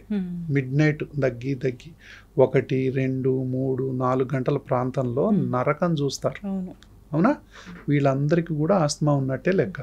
తర్వాత నోరు తెరిచి నిద్రపోతున్నారంటే ఎడినైడ్స్ టాన్సిల్స్ ఉబ్బినట్టే లెక్క. వీళ్ళకు first anti allergy medication, anti asthma అంటే మెడికల్ మేనేజ్మెంట్ చేయాలి. 3 to 6 years మధ్య ఎడినైడ్స్ టాన్సిల్స్ ఎక్కువ ఉంటాయి, ఓకేనా. ఈ టైంలో మనం మెడికల్ మేనేజ్మెంట్ చేయొచ్చు. అయితే కొంతమందికి సర్జరీ చేయాల్సిన అవసరం వస్తుంది. ఎవరికి సర్జరీ చేయాలి మరి? ఎవరికైతే ఎడినాయిడ్స్ చాలా లావ్ అవుతాయో, మాటి మాటికి ముక్కులన్నీ కారుతూ ఉంటాయో, విపరీతంగా జ్వరం వస్తుంటుందో, మాటి మాటికి ఇన్ఫెక్షన్స్ వస్తుంటాయో, థ్రోట్లో ఇన్ఫెక్షన్స్ ఎక్కడ చూసినా ఇన్ఫెక్షన్లు వస్తుంటాయో, నిద్ర విపరీతంగా డిస్టర్బ్ అయిద్దో, లెర్నింగ్ ప్రాబ్లమ్స్ అంటాం, చదువుకోలేరు, గుర్తుండదు, తర్వాత బిహేవియరల్ ప్రాబ్లమ్స్, విపరీతమైనటువంటి అల్లరి చేస్తూ ఉంటారు కొంతమంది. అంటే మెడికల్ మేనేజ్మెంట్ 90% 100 మందిలో 90 మందికి సక్సెస్ అవుద్ది. 10 మందికి ఎవరికైతే సక్సెస్ కాదో వాళ్లకు మనం ఎడినాయిడ్ తీసేయటం కానీ, టాన్సిల్ తీసేయటం కానీ, టర్మినేట్స్ నిజంగా ఉబ్బితే టర్మినేట్ దానికి సంబంధించిన ట్రీట్మెంట్ కానీ చేయొచ్చు. కానీ 90%లో ఉన్నాడా ఈ పిల్లవాడు, 10%లో ఉన్నాడా అనేది ఫస్ట్ తెలుసుకోవాలి. తెలుసుకున్న తర్వాత దీనికి సంబంధించిన వైద్యం 90% ఇవ్వాలా, 10% ఎవరైతే ఉన్నారో వాళ్ళకి ఇవ్వాలా. అంతే తప్ప ఇది వాళ్ళకు ఇది వీళ్ళకు మాత్రం ఎట్టి పరిస్థితుల్లో చేయకూడదు. స్పెషలిస్ట్కే తెలుసు. అంటే అదేంటంటే వ్యాక్సిన్స్ ఉంటాయమ్మా ఇందులో. మళ్ళీ చిన్నపిల్లలకు ఇన్ఫ్లుయెన్జా వ్యాక్సిన్స్ అని, న్యూమోకోకల్ వ్యాక్సిన్స్ అని, ఎవరికైతే రిపీటెడ్గా వైరల్ ఇన్ఫెక్షన్స్ వస్తుంటాయో, ఎలర్జీ ఉన్న వాళ్ళలో they are prone for viral and bacterial infections which in turn so leads to hypertrophy of adenoids and tonsils and sinusitis also. కాబట్టి వాళ్ళకు మనం యాంటీవైరల్, యాంటీ బ్యాక్టీరియల్ వ్యాక్సిన్స్ కనుక మనం వేసినట్లయితే క్రమం తప్పకుండా 70 to 80% of the viral infections, bacterial ఇన్ఫెక్షన్స్ని మనం ప్రివెంట్ చేయొచ్చు. అప్పుడు మాటికి హాస్పిటల్లో అడ్మిట్ అయ్యేటటువంటి అవసరం తగ్గిపోద్ది, వాళ్ళు యాంటీబయాటిక్స్ వాడాల్సిన అవసరం కూడా పూర్తిగా తగ్గిపోద్ది. సో ఇవన్నీ కూడా ఒక అవగాహన ఉన్నటువంటి డాక్టర్ని సంప్రదించి, వీళ్ళు గనక ఎవరైతే రికరెంట్గా ఈ దగ్గు, జలుబు, ఆయాసం, హాస్పిటల్ చుట్టూ తిరగటం, యాంటీబయాటిక్స్ వాడటం, విపరీతంగా నెబులైజర్ పెట్టుకుంటారు కొంతమంది. పెట్టాలని చెప్తారుగా, రోజుకు 10 సార్లు నెబులైజర్ పెట్టుకునే వాళ్ళు ఉన్నారు. నెబులైజర్ వాడే వాళ్ళందరూ, ఈ సందర్భం ఇంకో పాయింట్ చెప్తాం మనం, ఎవరైతే అలర్జీ, ఆస్మా ఉన్న పిల్లలకు, బ్రీదింగ్ ఇష్యూ ఉన్న పిల్లలకి నెబులైజర్లు మాటికి వాడుతున్నారో వాళ్ళందరూ తప్పు చేస్తున్నట్టే. అంటే ఏంటి, వాళ్ళందరూ కూడా ఈ కట్లిప్పుకునేటటువంటి మందును వాడుతున్నట్లు లెక్క. ఈ ప్రివెంటర్ లేదా కంట్రోలర్ ట్రీట్మెంట్ వాళ్ళు తీసుకోవట్లా. ఇన్ఫ్లమేషన్ అనేది కంట్రోల్ చేయట్లా. ఇన్ఫ్లమేషన్ని కంట్రోల్ చేయటానికి నెబులైజేషన్ నెలల తరబడి వాడాల్సిన అవసరం లేదు. ఇప్పుడు స్పేసర్స్ ద్వారా అద్భుతమైనటువంటి ఇన్హేలర్స్ అందుబాటులోకి వచ్చాయి. ఇన్హేలర్ అనగానే మళ్ళీ వీళ్ళకి అంతులేని అపోహలు. ఇన్హేలర్ అసలు వాడకూడదు అంటారు. చూసారా, మీరే వాడకూడదు అంటారు. ఇన్హేలర్స్ అనేవి నిజంగా అలర్జీ, ఆస్మాతో బాధపడే పిల్లలకు కానీ, పెద్దలకు కానీ, ఏ వయసు వాళ్ళకైనా వరం లాంటివి. అత్యుత్తమమైనటువంటి మందులు, అతి సురక్షితమైనటువంటి మందులు, అత్యంత తక్కువ మోతాదులో ఉన్నటువంటి మందులు. అంటే ఒక్క ట్యాబ్లెట్ని కొన్ని సందర్భాల్లో 1000 ముక్కలు చేస్తే ఒక్క ముక్కతో ఒక్క పఫ్ తయారైంది. సో దాన్ని వాడినట్లయితే డైరెక్ట్గా ఇన్ఫ్లమేషన్ అనేది మనకు తగ్గిపోతుంది. అంటే ఆయింట్మెంట్ పెడితే చర్మం మీద పుండు తగ్గినట్టుగా ఇన్హేలర్ తీసుకుంటే తగ్గిపోతుంది. అయితే దీని మీద ఏమున్నాయి అనుమానాలు? తల్లిదండ్రులు వాడొద్దు సార్, మీరు అన్నారుగా, అలవాటైపోతారు సార్, తర్వాత ఇందులో స్టీరాయిడ్స్ ఉంటాయి సార్, దాని తర్వాత బోన్స్ పాడైతాయి, హార్ట్ పాడైద్ది, కిడ్నీ పాడైద్ది, గ్రోత్ ఆగిపోద్ది. యాక్చువల్గా రివర్సు, గ్రోత్ మంచిగా వస్తుంది కానీ గ్రోత్ ఆగిపోద్ది అంటారు. అయితే ఒకటి వాస్తవం, ఇందులో ఇన్హేల్డ్ కార్టికోస్టీరాయిడ్స్ వాడాలి తక్కువ మోతాదులో అని చెప్పాను. ఏ వయసులో ఉన్న వాళ్ళకి ఆ జబ్బు యొక్క తీవ్రతని బట్టి మనం మందు వాడాల్సిన అవసరం ఉంటుంది. అవునా? ఇప్పుడు చిన్నపిల్లలకు చిన్న డోసే వాడాలి, మరి ఆ జబ్బును బట్టి, దశని బట్టి వాడాలి. అవునా? వాడిన దాన్ని అట్నే సంవత్సరాల తరబడి వాడకూడదు. అదో తప్పు చేస్తారు చాలా మంది, ఫాలోఅప్కి వెళ్ళరు. చూడండి, మీరు దీనికి చెప్తా ఉదాహరణ. కొంతమందికి ఈ దశలో ఉన్నప్పుడు ఎక్కువ మోతాదులో వాడాల్సిన మందు అవసరం పడుతుంది. కొంతమందికి ఇట్లా, అంటే ఇది సగం వైద్యం జరిగే ఇట్లా ఉంటాయి, దీనికి మళ్ళీ వేరే మోతాదు వాడాలి. ఇలా అవుతాయి ఫైనల్గా. ఇలా అయినాక ఇలా కాకుండా చేయాలి. మళ్ళీ చేయాలంటే దీనికి ఒక మోతాదు ఉంటుంది, అతి తక్కువ మోతాదులో. దీనికి వాడేది దీనికి వాడకూడదు, దీనికి వాడేది దీనికి వాడకూడదు. సో ఇలా దేనికి దానికి. అందుకే నేనేం చెప్తా, తాళానికి తగ్గ తాళం చేయని చెప్తా, లేదా పాస్వర్డ్ లాగా ఉండాలి ట్రీట్మెంట్ అని చెప్తాను నేను. సో ఇది కరెక్ట్ వైద్య విధానం. అలా కాకుండా మనం తప్పుడు ఇన్హేలర్స్ కనుక వాడినట్లయితే పిల్లలకి ఎంతగా తగ్గదు. కొంతమంది నెబులైజర్ వాడుతున్నారంటే రిలీవర్స్ వాడుతున్నారు. నెబులైజర్ వాడే వాళ్ళందరూ మళ్ళీ సరి చూసుకోవాలి. మీరు నెబులైజర్ పిల్లలు మీకు ఎవరికి చెప్పకుండా కూడా మిడ్ నైట్ వాళ్ళే పెట్టుకుంటారు, పగులు పూట వాళ్ళే పెట్టుకుంటారు, ఒక 5-6 ఏళ్ళు వచ్చినా వాళ్ళే పెట్టుకుంటారు. ఎవరైతే ఇలా 10 సార్లు 15 సార్లు 5 సార్లు 6 సార్లు వాడుతున్నారో ఆ పిల్లలకి ఆస్తమా అదుపులో లేనట్టే, కంట్రోల్లో లేనట్టే. తాత్కాలికమైన మందులు వాడుతున్నారు. ఈ పిల్లలు పెరుగుదల ఆగిపోతున్నట్లే, స్కూల్ పర్ఫార్మెన్స్ తగ్గిపోతున్నట్లే, వాళ్ళు ఆటలు ఆడలేరు. కాబట్టి వీళ్లకు తక్షణం అవగాహన ఉన్న వైద్య నిపుణుని సంప్రదించి కరెక్ట్ మెడిసిన్ కనుక తీసుకున్నట్లయితే వాళ్లకు ఒక్క రోజు కూడా నెబులైజర్ పెట్టాల్సిన అవసరం లేదు. నేను చూసిన పేషెంట్లో అసలు నెబులైజర్ వాళ్ళు ఎక్కడ పెట్టారో కూడా గుర్తుండదు వాళ్ళకి, అసలు వాడాల్సిన అవసరమే రాదంట నేను. ఎందుకంటే అంత అద్భుతమైన మందులు ఇప్పుడు అందుబాటులో ఉన్నాయి, ఎమర్జెన్సీ రాకుండా చేయొచ్చు. అయితే దానికి తగ్గటువంటి జాగ్రత్తలు కూడా తీసుకోవాలిగా. ఇప్పుడు cool drinks, ice creams, chocolates, cakes. So పిల్లలు స్కూల్కి పోతారు, తల్లిదండ్రుల కంట్రోల్ ఉండదుగా, ఎవరిదో ఒకటి బర్త్డే ఉంటుందిగా. తల్లిదండ్రులకు ఇదే ఇప్పుడు పెద్ద సమస్య ఏంటంటే మనం ఈ సందర్భంగా స్కూల్ టీచర్లకి ఒకటి చెప్పాలి మనం. ఒకటి, ఏ పిల్లలకైతే అలర్జీ ఆస్మా లక్షణాలు ఉన్నాయో వాళ్ళకు దయచేసి చాక్లెట్లు కానీ కూల్ కేక్స్ కానీ ఇవి ఇవ్వకుండా చూడాలి సాధ్యమైనంత వరకు. తర్వాత ఈ ఏసీ వచ్చినాయి కదమ్మా, ఏసీ స్కూల్స్ వచ్చినాయి కదా, ఎంతమంది బాధపడుతున్నారు. 50 మంది పిల్లలు ఉంటే ఒక క్లాస్ రూమ్లో అందులో 10 నుంచి 15 మంది పిల్లలు ఏసీ వేయగానే ఇబ్బందులు పడతారు. అందుకే దయచేసి 24 కానీ 25 కానీ పెట్టండి, మన టెంపరేచర్ దాని మీద పెట్టండి. అంతేగాని 18, 20 అట్లా పెట్టకండి. సో పర్యావరణానికి కూడా 24-25 అనేది చాలా మంచిది. కాబట్టి ఇదొకటి తీసుకోండి. తర్వాత ఎవరు కూడా పర్ఫ్యూమ్స్ వాడొద్దు, అది మీరు స్ట్రిక్ట్గా చెప్పండి. రూమ్ ఫ్రెషనర్స్ అస్సలు వాడకూడదు. Room freshener, any smell is poison, any smoke in the class room is poison, for that matter house also. Any dust what ever it is, it's a poison for the asthmatic children. నేను చెప్పేది allergy Asma ఉన్న వాళ్ళకు మాత్రం ఇవి శత్రువులు, poisons, ఇవి జబ్బుని రెచ్చగొట్టేటటువంటి కారకాలు. కాబట్టి టీచర్స్ ఈ విషయంలో ఎడ్యుకేట్ అవ్వాలి, స్కూల్ యాజమాన్యాలు ఈ విషయంలో ఎడ్యుకేట్ అవ్వాలి. తర్వాత ఏసీని మంచిగా క్లీనింగ్ అనేది మాత్రం చేపిస్తూ ఉండాలి. డేంజరస్ ఇన్ఫెక్షన్స్ వస్తాయి ఏసీల వల్ల.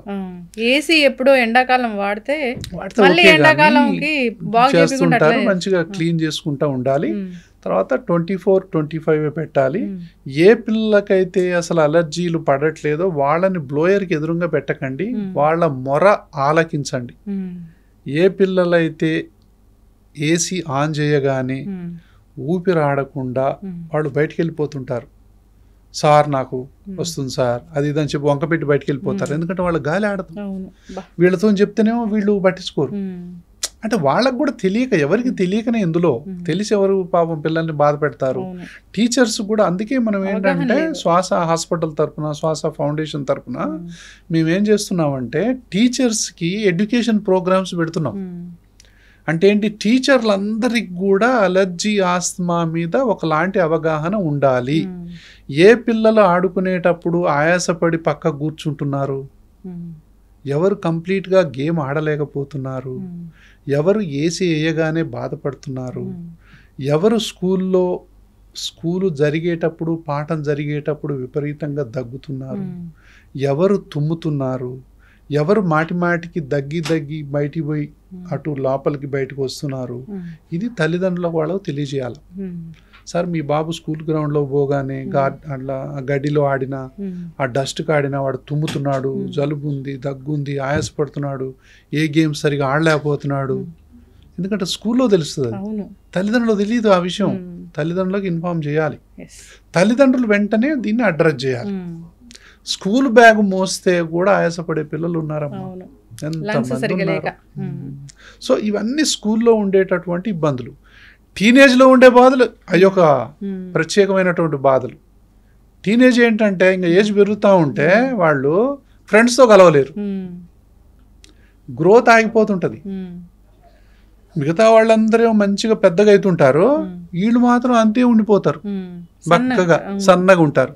ఇందులో మళ్ళీ రివర్స్ కూడా ఉంది, కొంతమంది చాలాలా ఉంటారు, మళ్ళీ అదొక బ్యాచ్. ఎందుకు? ఎప్పుడైతే ఈ విధంగా ఉంటాయో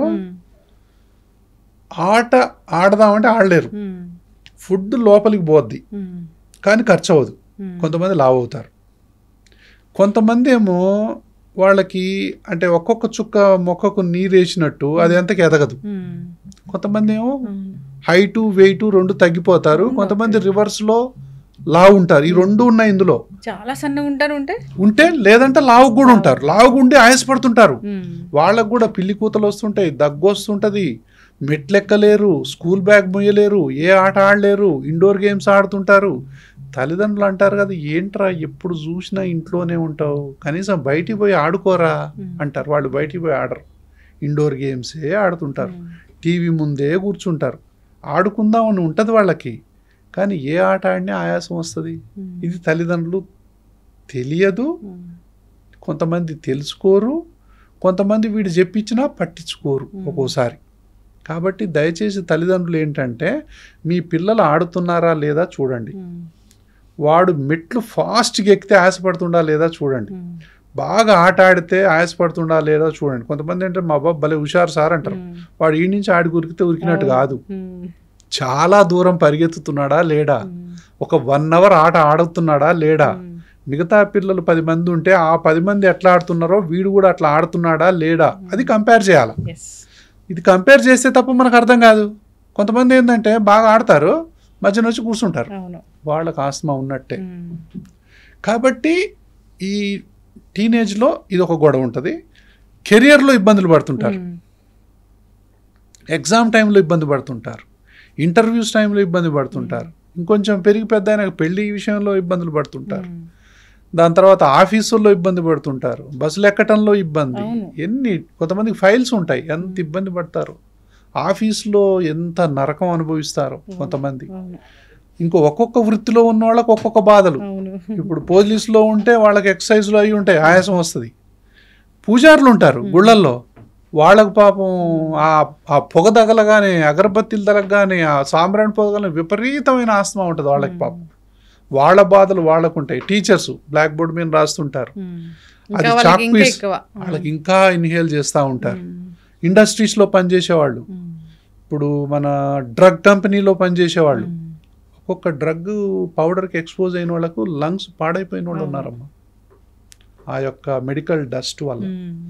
సో ఎక్కడ చూసినా, ఏ ఇండస్ట్రీలో చూసినా దీన్ని ఆక్యుపేషనల్ ఆస్తమా అంటాం, ఆక్యుపేషనల్ అలర్జీస్. అంటే ఎవరికైతే ఎవరి వృత్తిలో వాళ్ళ పర్యావరణం, వాళ్ళ వాతావరణంని బట్టి వాళ్ళకు కొన్ని రకాలైనటువంటి ఎలర్జీలు, ఆస్తమాలు వస్తాయి. అది ఆక్యుపేషనల్ ఆస్తమా అంటాం. సో ఆ ఆక్యుపేషనల్ హెల్త్ హెజార్డ్స్ అంటాం. ఇప్పుడు జనపనార పరిశ్రమలు ఉంటాయి, కోళ్ల పరిశ్రమ ఉంటుందిగా, ఆ కోళ్ల పెంటతోని ఎంత ఆస్తమా వస్తుందో కొంతమందికి, అవునా. ఫ్లెక్సీ ఉంటాయి కొంతమందికి, ఫ్లెక్సీలు తీసే దాంట్లో ఆ వాసనకు పెయింటర్స్ ఉంటారు కదా, అందులో ఐసోసైనేట్ అనేటటువంటి ఒక కెమికల్ ఉంటుంది, దానివల్ల విపరీతమైనటువంటి ఆస్తమా ఉంటుంది. ఎందుకు డాక్టర్ గారు మనం కొత్తగా ఇంటికి పెయింట్ వేసుకున్నప్పుడు చూసారుగా మీరు, జలుబు వస్తుంది. అసలు ఎంత జలుబు, ఎంత ఆయాసం, ఎంత దగ్గు వస్తుందో. కాబట్టి ఇంకోటి ఏంటంటే ఇందులో విచిత్రం ఉందమ్మా, ఆస్తమాలో చాలా మంది బయటికి బాగానే ఉంటారు తెలుసా, ఇదొక విచిత్రం. చాలా హ్యాపీగా ఉంటారు, అసలు బయటికి బాగా కనిపిస్తారు, హ్యాపీగా కాదు, బయటికి కనిపిస్తారు, లోపల నరకం అనుభవిస్తుంటారు. మరి ఈ సీజన్ డాక్టర్ గారు, ఇది మాన్సూన్ బాగా ఇప్పుడైతే విపరీతం. దీంతో పాటు ఫ్లూ అమ్మా, ఇప్పుడు హైదరాబాద్లో ఇప్పుడు ఫ్లూ జ్వరాలు అనేవి విపరీతంగా వస్తున్నాయి. అందరూ కూడా ఫ్లూకి సంబంధించినటువంటి వ్యాక్సినేషన్ ప్రివెన్షన్గా తీసుకోవాలి. దాని తర్వాత డెంగ్యూ జ్వరాలు వస్తున్నాయి. సో డెంగ్యూ బ్యాక్టీరియా దోమల్ని గుర్తుపట్టడం ఎట్లా అంటే, లావుగుంటాయి కొంచెం, దాని మీద తెల్లని మచ్చలు ఉంటాయి, దానికే టైగర్ మస్కిటో అంటాం. అది పులి మీద చారలు ఉన్నట్టుంటాయి, ఈజీ గుర్తుపట్టవచ్చు, ఈజీ గుర్తుపట్టవచ్చు. అది ఒక్క కాటుతో డెంగ్యూ ఫీవర్ రావచ్చు తెలుసా, అవి ఇంకేంటంటే పగులు పూటనే కుడతాయి. ఎక్కడ కుడతాయో తెలుసా? వెనకంగా వచ్చి కొడతాయి. వెనకంగా ఇక్కడ ఇక్కడ ఇక్కడ వాటికి వెనక నుంచి వచ్చి కుట్టడం బాగా అలవాటు. ఇక్కడ ఈ వెనక భాగం. అందుకే పిల్లలకు ఫుల్ స్లీవ్స్ వేయాలి, ఫుల్గా టైట్గా కాలర్ పెట్టాలి. సో ఇట్లా ఎవరైనా ఫుల్ స్లీవ్స్ ఈ వర్షాకాలంలో ఇది ఒక డెంగ్యూ సంబంధించింది, మలేరియా, ఈ ఫ్లూ జ్వరాలు, మళ్ళీ ఇందులోనే అలర్జీలు. సో ఇన్ని రకాలైనటువంటి వాటి వల్ల చికెన్ గునియా వీటన్నిటి వల్ల కూడా జ్వరాలు వస్తున్నాయి.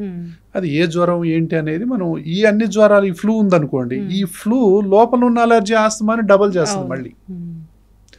అంటే ఫ్లూ వల్ల ఇది వైరల్ ప్రాబ్లము, ఆస్తమాని అలర్జీని ట్రిగ్గర్ చేస్తుంది. సెకండరీ బ్యాక్టీరియల్ ఇన్ఫెక్షన్ వల్ల న్యూమోనియాస్ వస్తాయి. ఇట్లాంటి పేషెంట్లు ఐసీయూలో కూడా పోతారు.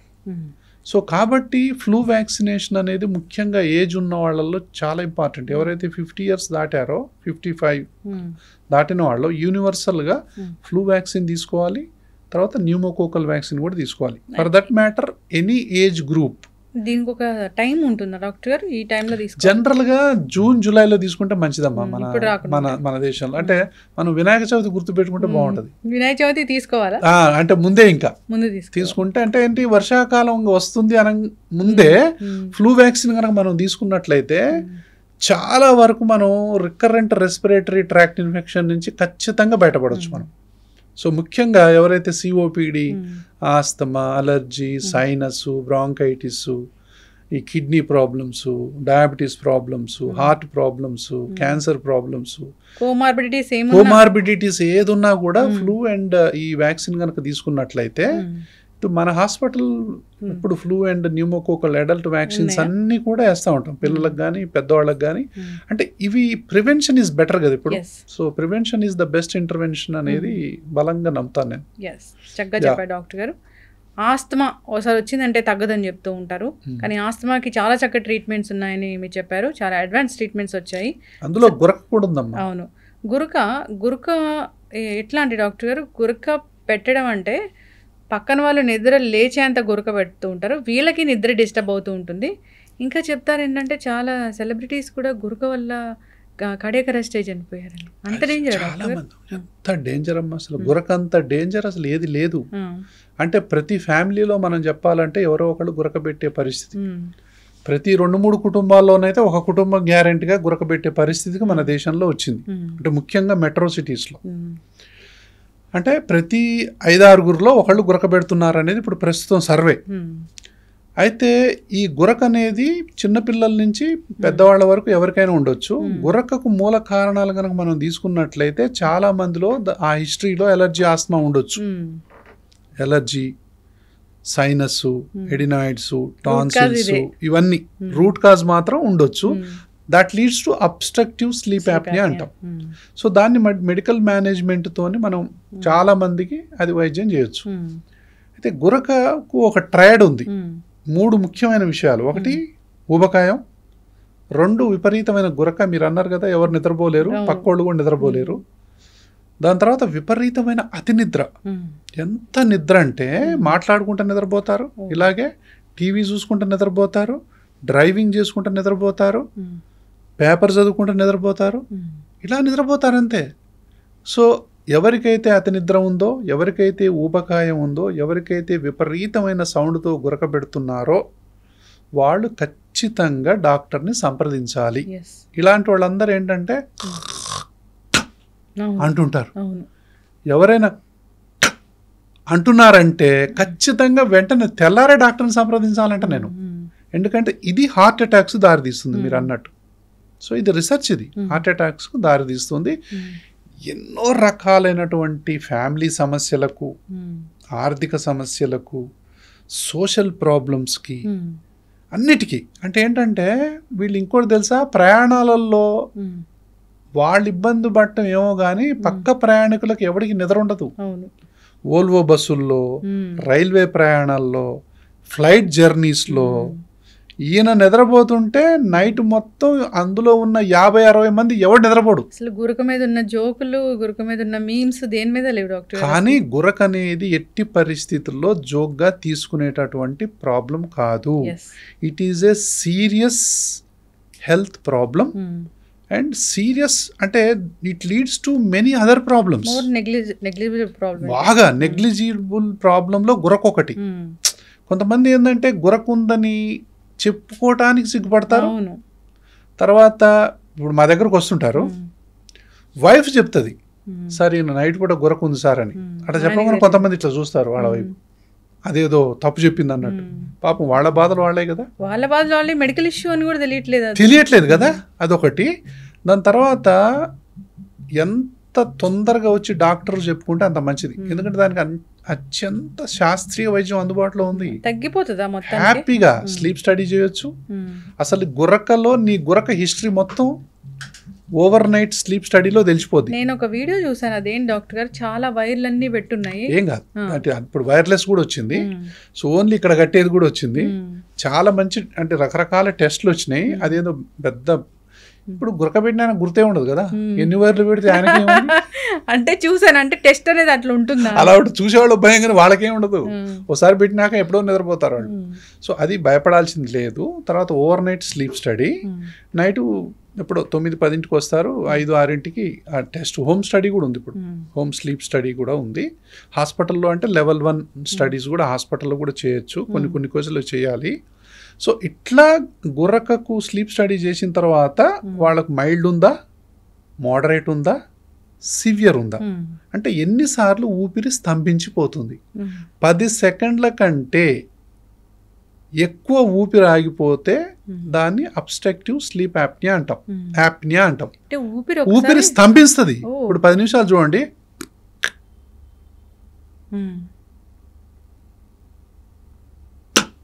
అవును 10 సెకండ్లు. కొంతమంది 1 మినిట్ అవుతారు, కొంతమంది 2 మినిట్స్ అవుతారు. పక్కన గుండె ఆగిపోద్ది. అవును కదా డాక్టర్ గారు, మరి గుండె ఆగిపోతుంది పాపం, లిటరల్గా గుండె ఆగిపోద్ది వాళ్ళకి.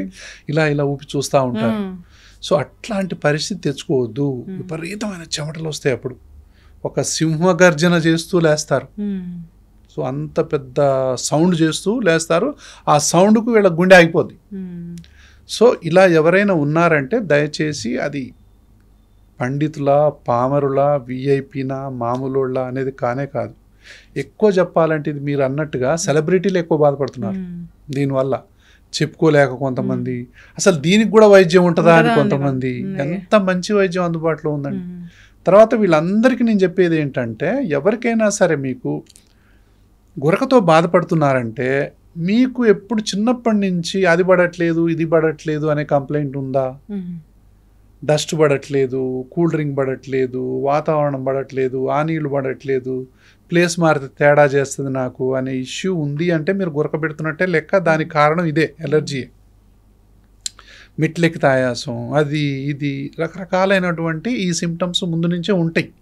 సో వీళ్ళల్లో గురకు వస్తే ఏంటంటే రిజల్ట్స్ చాలా బాగుంటాయి.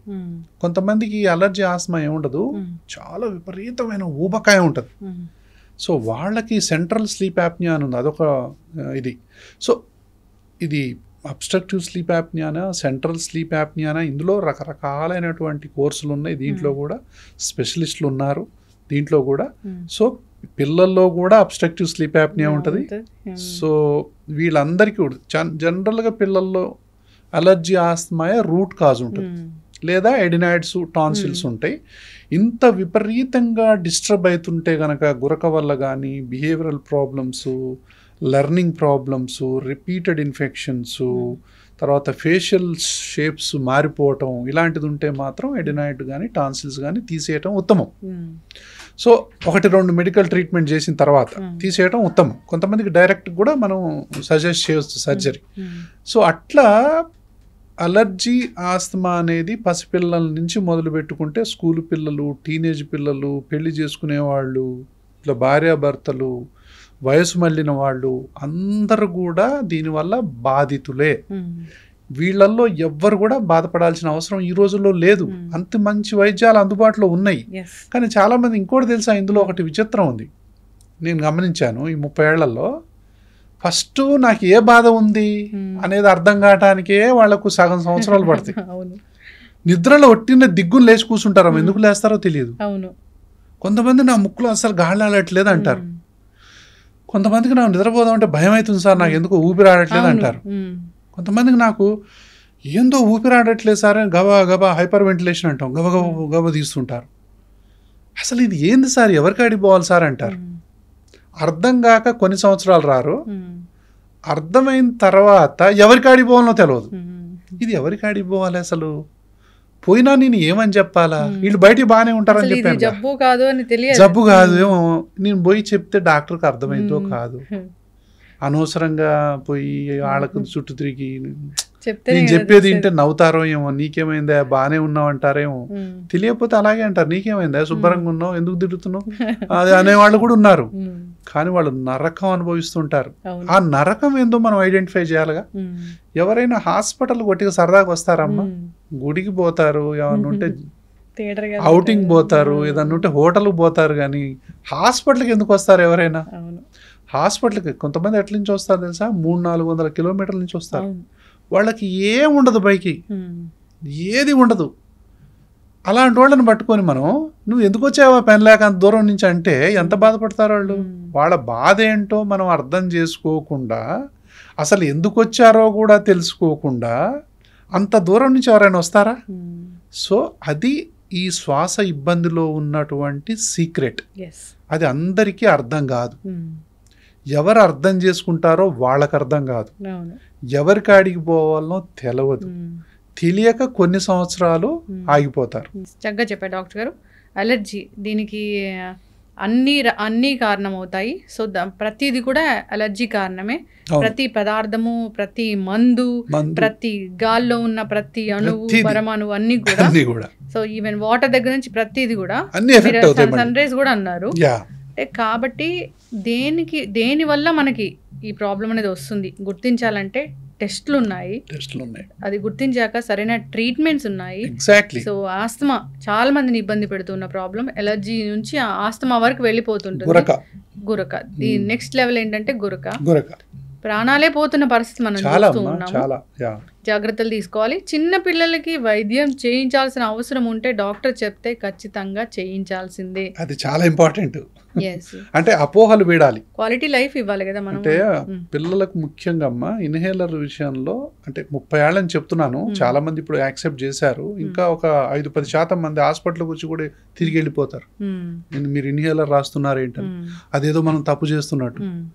యాక్చువల్గా చెప్పాలంటే వీళ్ళు టానిక్ వాడుతున్నారంటే ఆ పిల్లవాడికి ఇన్హేలర్ కంటే 100 అంతల డోసు ఎక్కువ ఇస్తున్నట్టు, ఇంజక్షన్లు ఇస్తున్నారంటే 100 అంతల డోసు ఎక్కువ ఇస్తున్నట్టు, ట్యాబ్లెట్ ఇస్తున్నారంటే ఇన్హేలర్ కంటే 100 అంతల నుంచి 1000 అంతల డోసు ఎక్కువ ఇస్తున్నట్టు. ఇన్హేలర్ ఇస్తున్నామంటే 1000 అంతల డోసు మనం తక్కువ ఇస్తున్నట్టు. కానీ వాళ్ళు ఉల్టా ఫీల్ అవుతారు, డోసు ఎక్కువ అని, అవి స్ట్రాంగ్ అని, అవి ఆఖరికి వాడాల్సిన మందులని ఇట్లా అనుకుంటారు. యాక్చువల్గా ఎర్లీగా వాడాల్సిన మందుల్ని ఆఖరికి వాడే మందులుగా అనుకుంటా ఉంటారు. కాబట్టి ఈ అపోహల నుంచి తల్లిదండ్రులు కానివ్వండి, అలర్జీ ఆస్మాతో బాధపడే వాళ్ళు కానివ్వండి, బహుశా ఈ ఇంటర్వ్యూ ద్వారా చాలా మంది అలర్జీ ఉందో లేదో తెలుసుకోవాలన్నా ఒకసారి రావాలి డాక్టర్ గారు. అంటే నేను దేనికి ప్రోన్ అవుతాను అనేది కూడా తెలుసుకోవాలి కదా. ఎవరికి అంటే అన్ని ఉన్నాయమ్మా. ఇప్పుడు ఆధునిక వైద్య విధానం ఉందంటే క్వాలిటీ ఆఫ్ లైఫ్ని మిస్ అవ్వద్దు. సో చాలా మంది ఏంటంటే ముక్కుతూ మూలుగుతూ 90 ఏళ్ళు పోతారు దీంతో. ఇంకోటి ఏంటంటే అలర్జీ చాలా మందిని ఏం చంపదు, అంటే దినదిన గండం 100 ఏళ్ళ ఆయుష్ అంటారు కదా, అలా ఉంటుంది. బట్ క్వాలిటీ మిస్ అవుతుంటారు. సినిమా పోలేరు, ఒక ట్రిప్కి వెళ్ళలేరు, ఒక సరదాగా ఏది ఒక పని చేయలేరు, ఒక ఆట ఆడలేరు, 10 మంది ఫ్రెండ్స్తో కలిసి ఒక సెకండ్ సినిమా పోలేరు, ఒక పూల తోటలోకి పోలేరు, ఒక కూల్ డ్రింక్ తాగలేరు, ఒక ఐస్ క్రీమ్ తినలేరు. అంటే జీవితాన్ని అంతా మిస్ అవుతూ ఉంటారు. అవసరం లేదు అనేది నా పాయింట్. చక్కటి ఇన్ఫర్మేషన్ డాక్టర్ గారు. సిరీస్ అనేది కంటిన్యూ చేద్దాము. మీ సబ్జెక్ట్ ఇంకా చాలా మాట్లాడేది ఉంది. ఇది జస్ట్ ఇంట్రో మాత్రమే. సో రకరకాల టాపిక్స్ అనేవి చేద్దాం, అవేర్నెస్ వీడియోస్ చేద్దాం డాక్టర్ గారు. సో మీ విలువైన టైం కేటాయించి మా కోసం వచ్చి మంచి ఇన్ఫర్మేషన్ ఇచ్చారు. అందరు ఫాలో అవ్వాలని కోరుకుందాం. ధన్యవాదాలు. Thank you so much. Sir, one life lesson what medicine has taught you. Whatever you can do without expecting. But I really believe మన పాజిటివ్ యాటిట్యూడ్ ఉంటేనే మనం ఏదైనా సాధించగలం. గట్ని మనం కరెక్ట్గా డీల్ చేసినట్లయితే అది మనకి పాజిటివ్ హార్మోన్స్ని రిలీజ్ చేస్తుంది. షుగర్ వచ్చిన వాళ్ళ పరిస్థితి ఏంటి? పొట్ట దగ్గర పెరిగితే దాన్ని ఆండ్రాయిడ్ అంటారు, ఆండ్రాయిడ్ ఫోన్ కదా. అసలు థాట్స్ ఎందుకు వస్తాయి? బ్రెయిన్ డెడ్ అంటే దానికి ప్రపంచం అంతా కూడా కొన్ని నిర్దిష్టమైనటువంటి లక్షణాలు ఉంటాయి. మానసికంగా ధైర్యంగా ఉంటే క్యాన్సర్ జయించవచ్చు. You are a doctor for a cause sir, అంతే. వాళ్ళకి వచ్చిన ఆదాయం కాకుండా ఫ్రీ సర్వీస్ ఎంతమందికో చేస్తారు.